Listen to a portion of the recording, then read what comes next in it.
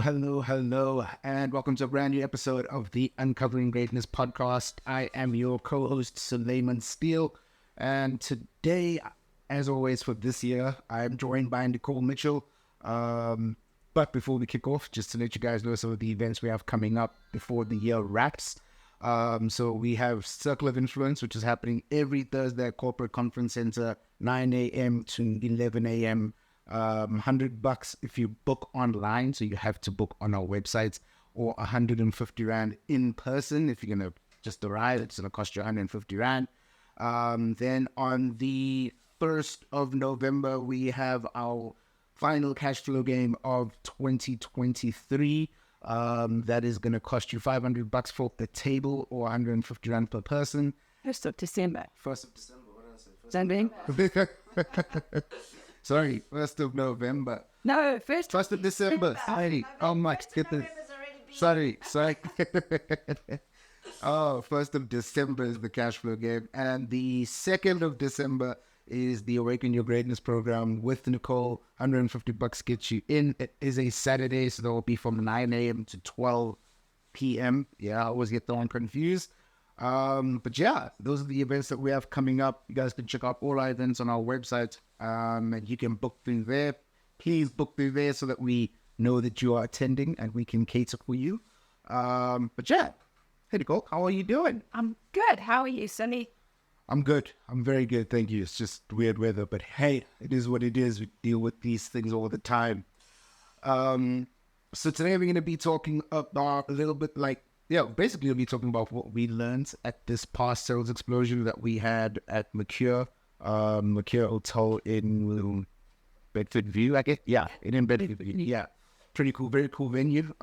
Great group of people. I think we had 24 people there. It was really, really awesome. So we need to talk a bit about that, sort of like a recap. And I think for me, like the first question that I have, and I see it a lot and it came up a lot this weekend at Sales Explosion, was people asking about, so they have like different businesses, like one person may have like 2 or 3 different businesses, and they're trying to figure out which one they should focus on, or trying to focus on all of them at the same time.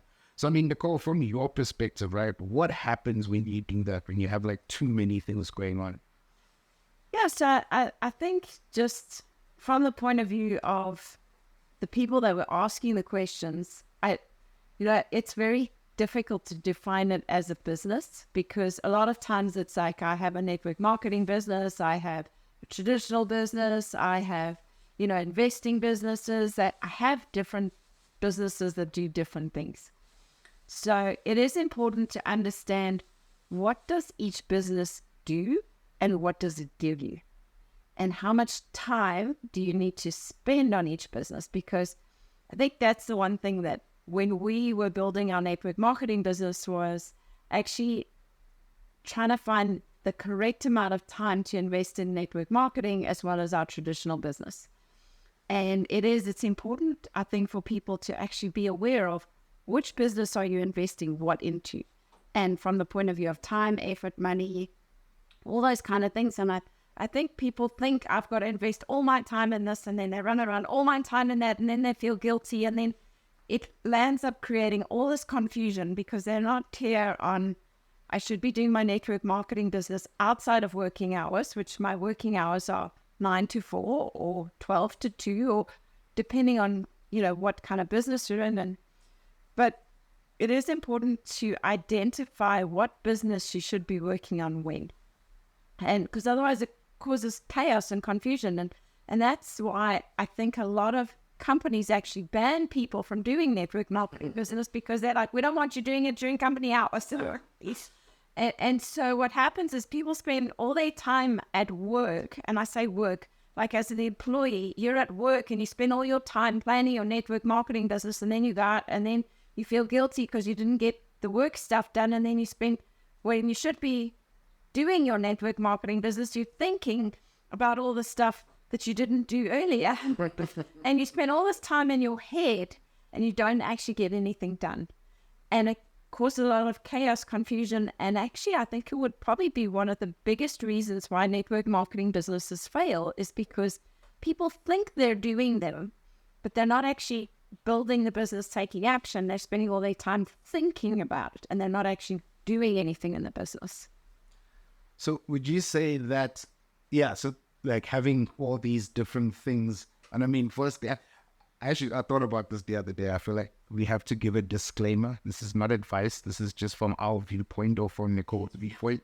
It's very important because, and I think it was something that Barry said, if something goes wrong, you don't want to turn around and be like, well, Nicole said I must quit my job and focus on my network marketing business.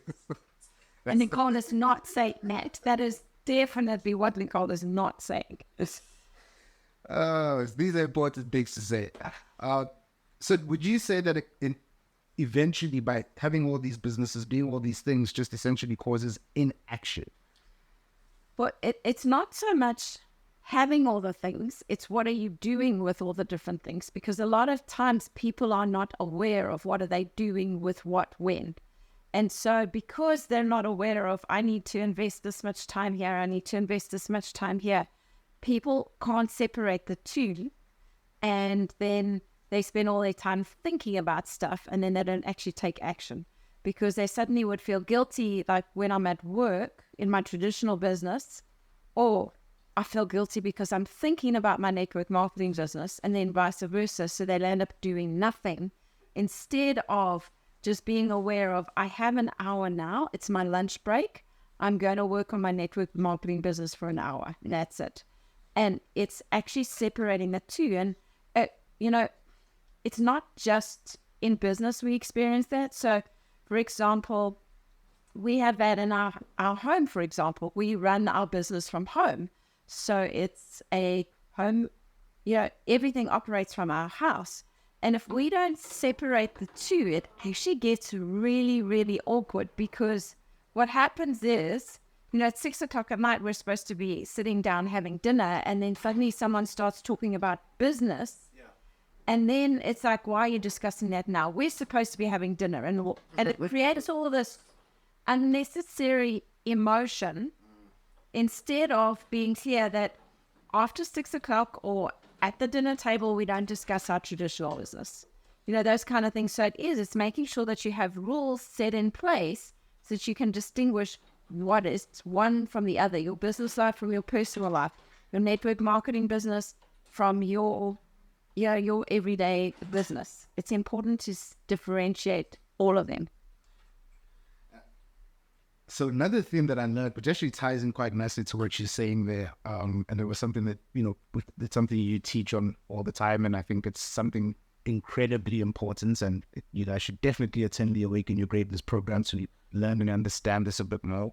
But it's being present, right? It's about being present. If you're present, you'd be able to know, like you saying, for example, you guys work from home, and when you are present, you know the difference between, okay, this is work time and this is family time, right? You should be, yes.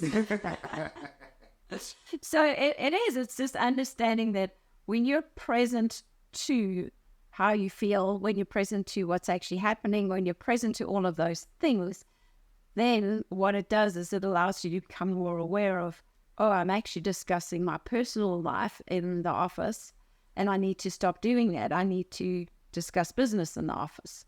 But it starts with, you need to have that awareness and you need to be present to it. And often we need reminders. Like I just know sometimes I'll have to say to Barry or Michaela, I'll have to say, guys, we're sitting at the dinner table. Is it okay if we discuss this later? Can you send me a WhatsApp? And I'll reply in the morning. Or, if I'm working with clients, it's same sort of thing. I'll just be very deliberate around, okay, can we, because, I have it where clients will come and tell me their deepest, darkest secrets in session, and then I meet them out and we're having coffee and what have you. And I've got to say to them, is it okay if we discuss that in session, in our processing session, in a private, safe space where I don't feel like you're going to hate me afterwards kind of thing, because you're just telling me your deepest, darkest secrets. So, it's just understanding that when you are present, you can then separate out the two and, have more clarity on what action you need to take. So speaking on presence, and I think it was something you brought up yesterday in our meeting, and I think it was actually such an important lesson for me during Sales Explosion. The ability to get complacent because you know how to do something, or you know how something is supposed to go, I guess. So for us, we have even though we're a small team, I feel like as we've gotten smaller, our context has gotten tighter. But at the same time, it's also gotten looser. Yeah. Why is context so important in a business, in a team, and even in a family? I think because your context holds your a safe space. It creates a safe space for everybody. So when your context gets loose, so for let's say an example, we used to be very, very deliberate around running events. We knew exactly who was coming into an event at what time from a team perspective. So if Sully was coming in at 5 o'clock on a Friday, we would make sure that Sully was there at 5 o'clock on a Friday. And the next person that was leaving at 5:15. So that there was an overlap time. We were very deliberate around our team and holding the space and making sure that those kind of things were done. And we got really, really good at it. And because we got good at it, we stopped being present with it. And now what happens is it's just, okay, I'll see you guys over the weekend, or I'll see you at the event. And we're not deliberate around the time. And then what happens is Sully rocks up at 5:30 because that's what time he was coming. And I thought he was coming at, 1 o'clock. And then from 1 until 5, I'm like, ugh. Sully should have told us. How come Sully didn't? And so when Sully does arrive, all of a sudden I'm pissed off with him and irritated with him. And he doesn't even know why.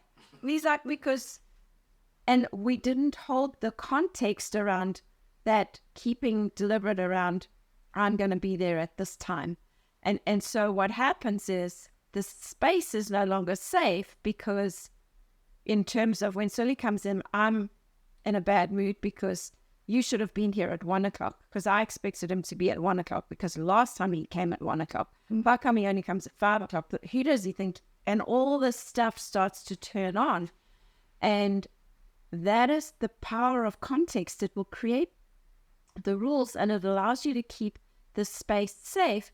So when Sully, and by the same token, if Sully has said he's going to be there at 5 and he's not there at 5, he also knows that he told everyone he'd be there at 5. So now it creates accountability, because he knows he's going to now send the team a message to say, hey guys, sorry, running late, stuck in traffic, it's pouring with rain and the highways are a nightmare, or whatever it is. Whereas when he doesn't tell us that he's coming at 5, he's going to think, oh, well, it's okay. I didn't say I was going to be there at 5, so it doesn't actually matter if I get there at 5:30.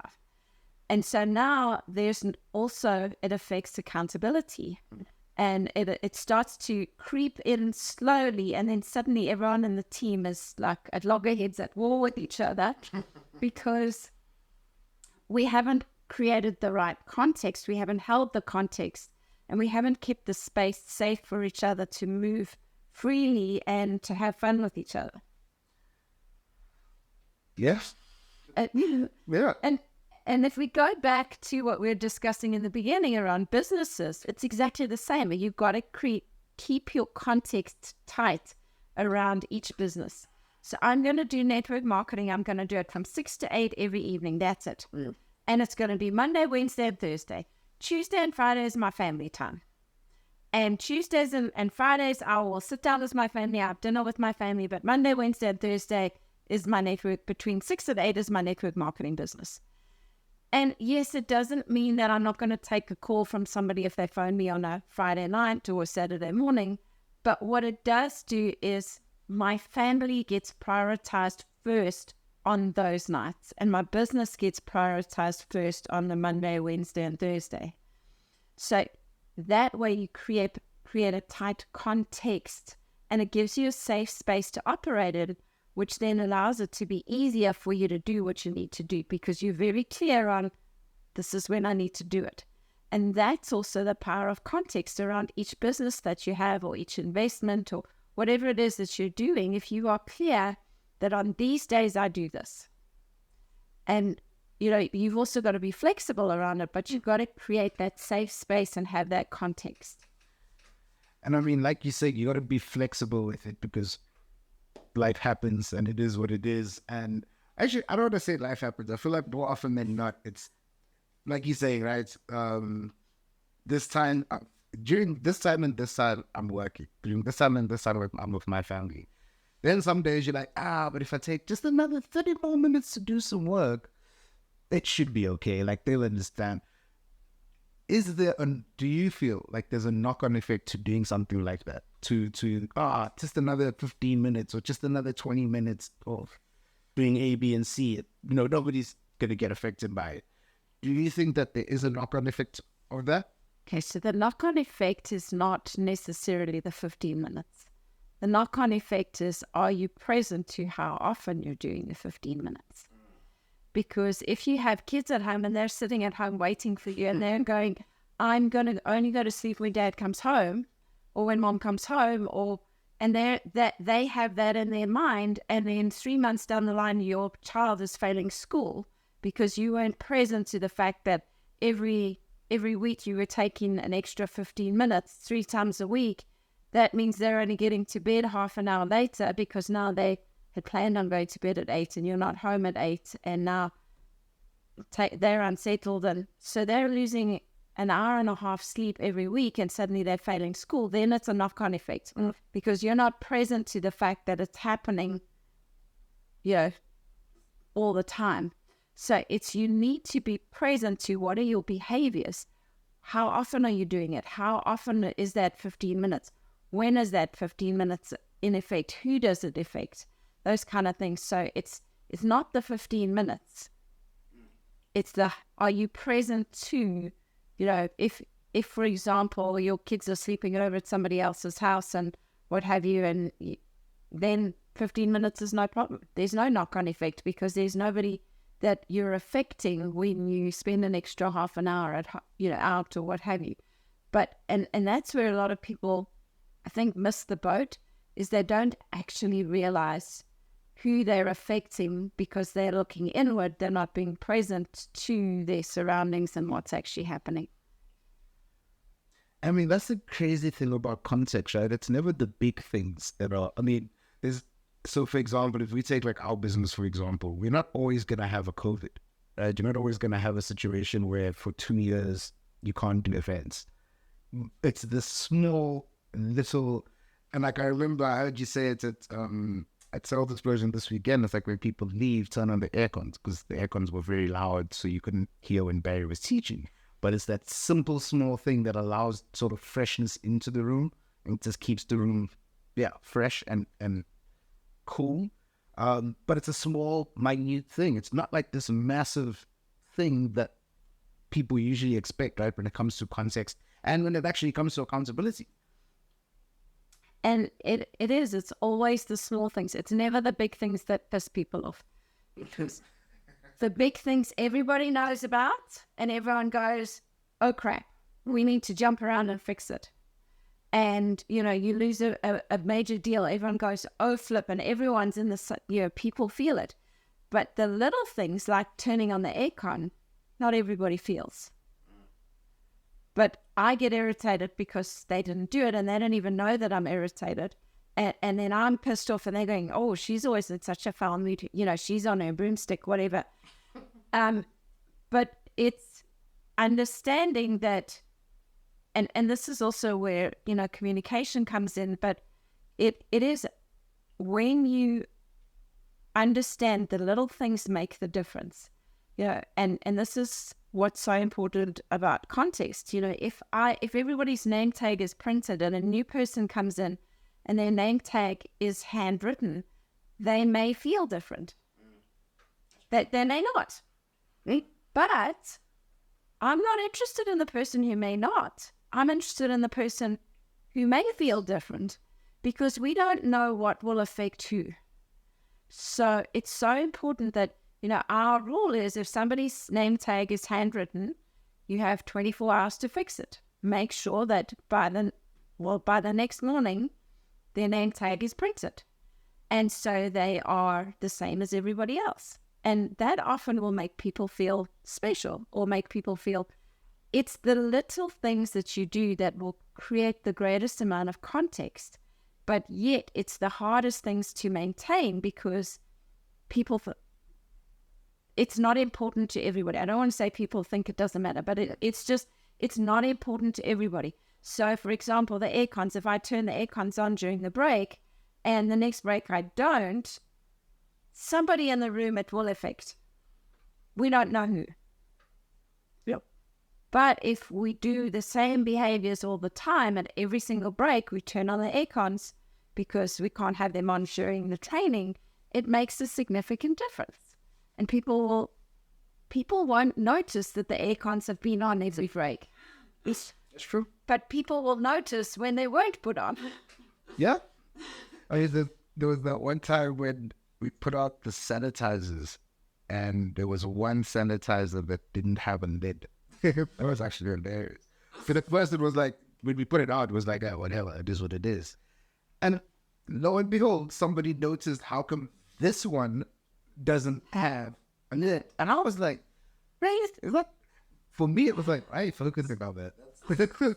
But it's context, right? It's the smallest things that make a big difference. And all of a sudden, that person's mind may drift off now all of a sudden and they're not paying attention to what So, and they're going, where's the lid? Yeah. Did it fall on the floor? Did someone leave it? Did someone... And suddenly you've got somebody who's being robbed of learning in a room because they're looking for a lid for a sanitizer that actually never had a lid or what have you. And that is context. And that is why it is so hard when you're running a business and different businesses to actually hold the context, because it's always the little things that make the biggest difference, but it's the seemingly insignificant things that, we don't even realize that we do or don't do that make the biggest difference. So when you go into any business, what are the rules? The rules are that, we keep a safe space. Well, how do we do that? Well, we finish at 5:00. Our meetings finish, if, for example, our meeting's going to run late, we will let our families know, via WhatsApp or SMS at 4:30. Those are the kind of things that are so important. They seem insignificant, but those are the things that are going to make your businesses work effectively when you run a whole bunch of businesses, whether you're running a business from home and you need to separate it, whether, you've got a small team, you want to create a safe space. It's going to create the right context for you and your business. And would you say that it's important for a employee, so somebody new who comes into the team, to basically put their hand up and say, look, what are the rules and regulations, right? Because something I hear a lot about is people complaining, we don't get paid for overtime, but we are forced to work overtime, for example. I don't know if force is the right word, but I'm just going to say that.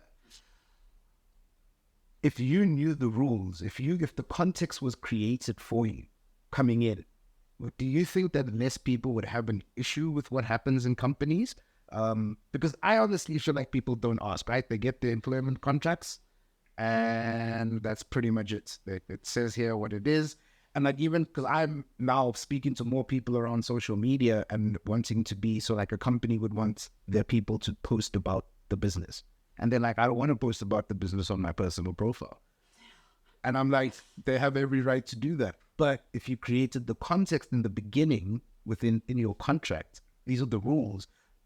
Is that sort of the same thing or is it not? Yes and no, because, a lot of times people come in and there's an expectation.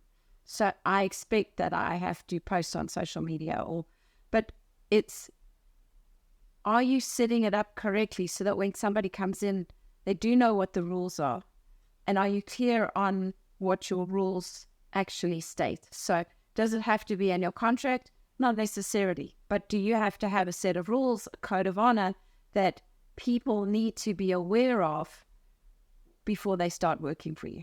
And so for me, it's the code of honor is more important than the contract, that set of rules that we operate by.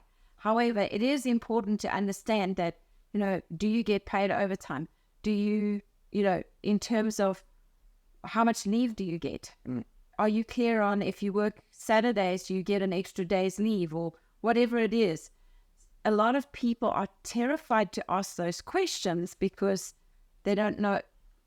They don't want to upset the apple cart. They don't want to upset people. So I'd rather not say anything. And then they land up getting upset. And then, and so in terms of whose responsibility is it? Well, it's everybody's. Because as the employee, it's important for you to ask. And as the employer, it's also important for you to ask and to provide all the rules. So, when you go into a new organization, yes, ask what the rules are. I know some people, if somebody comes in and sits down and goes, do I have to post on social media? How much leave do I get? And the employer's going, I'm not employing you. You asked too many questions. Yeah. But if everybody did that, then the employer wouldn't be going, I'm not employing you. You asked too many questions. They'd be going, here's a set of rules, and sliding the rules in front of them and going, there's the rules. And all businesses would operate far more effectively because everybody is clear on what the rules are. Yeah, I think the rules are so important in businesses because I feel like I'm starting to see it more and more. Like, I saw a lady who posted on TikTok, but she was recording and it was during a meeting and she shouldn't have been recording and she got fired. And I was like, because those are the rules, right? They have a set of rules of what you can and can't do. And I feel like now in society, people are trying to change the rules to suit them, right? Or to suit, like we spoke about that at the time, your chief. And I mean, I feel like that's what I'm seeing more and more. And I think like something Barry brings up a lot at Sales Explosion is creating an environment, right? So Sales Explosion for me is an environment. You're in a space for 2 days for probably 6 to 8 hours each day. But you don't have to worry about things like food and water and those types of things. Why is it important to create environments like that, right? Not promoting the whole food thing, but an environment where people feel safe. Like because there's heat and pressure, right? Heat and pressure. But it's still, heat and pressure can still be in a safe, that's actually the way I wanted to put it. You can still have heat and pressure in a safe environment, right? Yeah, so it's very much, heat and pressure is always going to come. So whether I have zero business, I'm under heat and pressure. If I've got no money coming in, I'm under heat and pressure. Or if I've got R1 million coming in, I'm under heat and pressure. It's just different types of heat and pressure. So heat and pressure is always going to come, and I think that's what you're referring to about life always happens. But there's always going to be heat and pressure. It's just which way is it coming from? Yeah. And so by creating a safe environment, you are covering the basis of how do I react when there's heat and pressure? It's because it's never heat and pressure. We don't feel it when things are going well, and we're in our comfort zone and it's the everyday things. And so like if we use Sales Explosion for an example, we don't feel the heat and pressure when everything's working. We only feel the heat and pressure when something goes wrong. Yeah. And that's why it's so important to create a safe environment, because when things go wrong, you want to create a space where people can, tell you that some things are going wrong. Because if, for example, in your organization, let's say you've got to order a product and you place the order and the email doesn't go through, and a week later you check your outbox or whatever, and the email's still sitting in your outbox. And now suddenly you're trying to cover your tracks. And that's now heat and pressure, right? Because suddenly everybody's wanting that product and you haven't got stock of it and you're expecting the order to be delivered, and then you find out that you never actually ordered it. Well, is there a safe space where you can go to your boss and say, listen, my emails didn't work. The order never got sent and I need to fix it? Or are you trying to cover your tracks going, well, I resend the order there and then tell everybody, no, it's okay. The company's, it's our supplier's fault. They didn't send the delivery, and, they're shit and blah, blah, blah.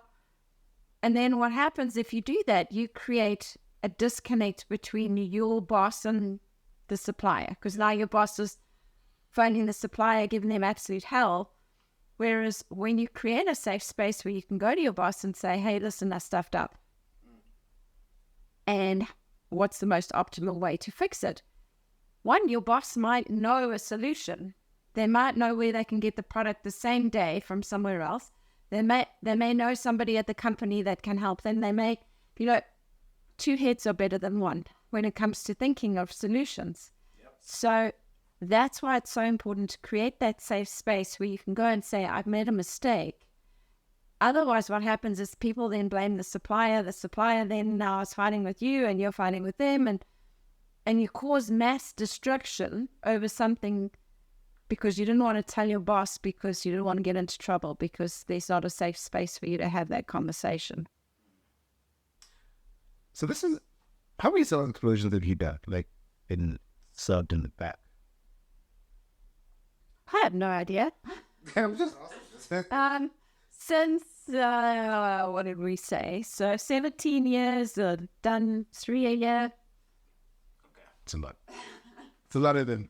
I wanted to, so, like, because is every sales explosion different for you? Yes, it is. So what was different about this one? So the energy in the room was different. There was a very different energy in the room of people. And it always fascinates me to see different people are looking for different things. So, sometimes we'll go into a room and we have a lot of executives and they are focused, they are clear, they are hard people. I say hard in a good sense. Yeah. They are hard, they are focused, they know what they want. And those kind of people, you got to be on top of it. You got to give them the information. You got to help them understand it and move through it fast.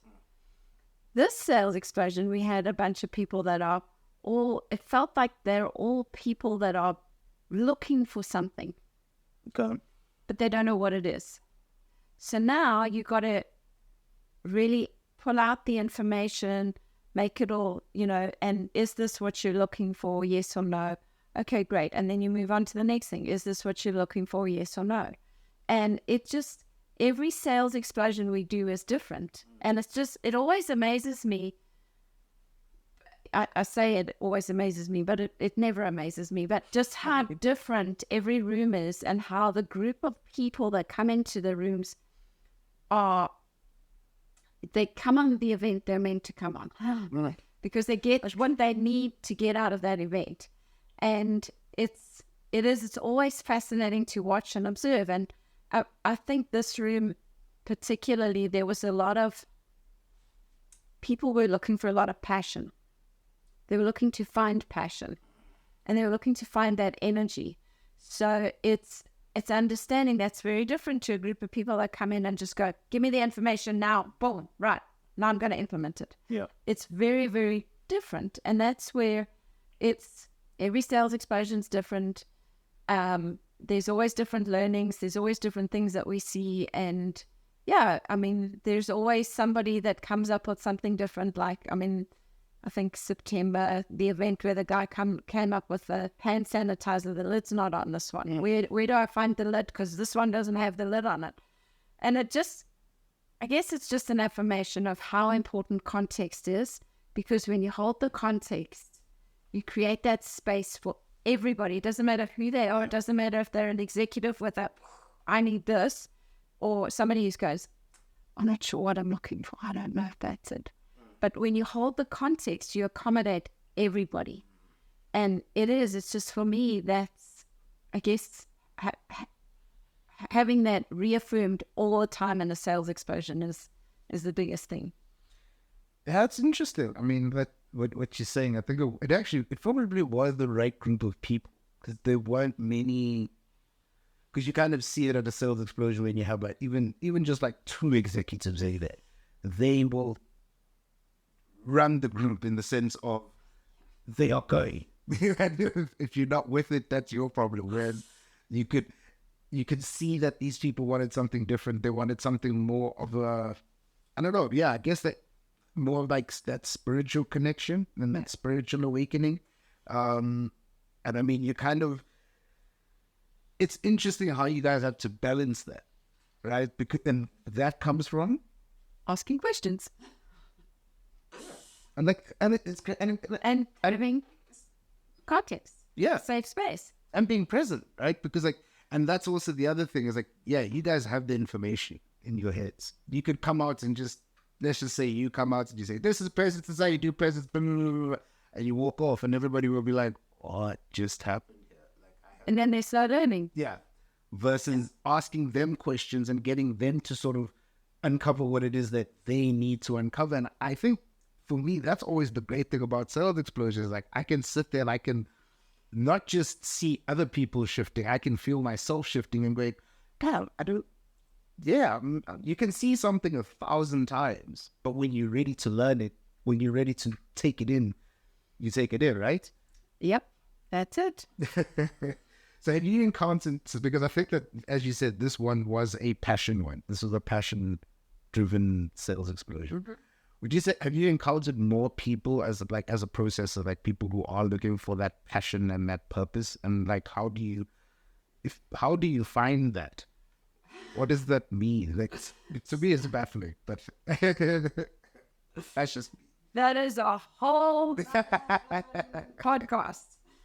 Because, and it's something that when you recover life force, you will naturally recover your passion. You will naturally recover your energy. And you will naturally be able to find your wants. The problem is most people think that I need to find my want and then I'll find the passion. No, it's the other way around. When you find your energy, you will find what it is that you want. So is that why people are more... I want to use the word driven, but I bet more passionate at the start of the year than they are at the end of the year. Because it's like you find that energy, or you access that energy to start the year anew. Yeah, absolutely. So I've had Christmas, I've had a break from work, and typically in South Africa, we've had a 6-week holiday. And then we have got lots of life, lots of energy. We start the year off and we go, right, is this going to be the best year ever? And then 3 months go by and your boss is giving you a hard time and your kids are failing school and your car broke down and your visa burst and it's still raining.